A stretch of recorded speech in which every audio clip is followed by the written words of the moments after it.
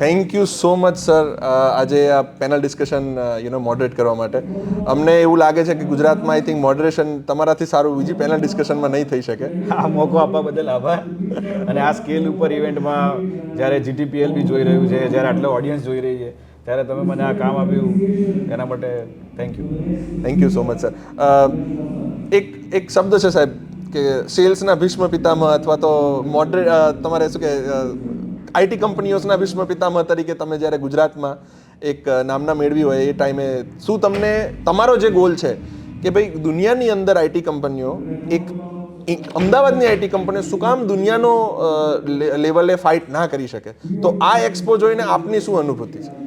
મેં મારી કારકિર્દી જ એના માટે ચાલુ કરી છે કે ઇન્ડિયન આઈટી કંપની, સ્પેસિફિકલી ગુજરાતની આઈટી કંપની ગ્લોબલ સ્કેલ પર આગળ જાય અને ફોરેન કંપનીઓની સામે કોમ્પિટિશન આપી શકે અને બે પૈસા વધારે કમાય, સારું બ્રાન્ડિંગ કરે.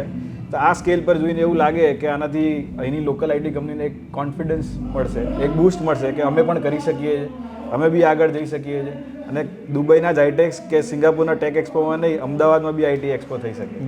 Great sir. Thank you so much again sir for helping us. તમારો પણ આમાં ઘણો બધો હેલ્પ રહ્યો છે. Thank you so much.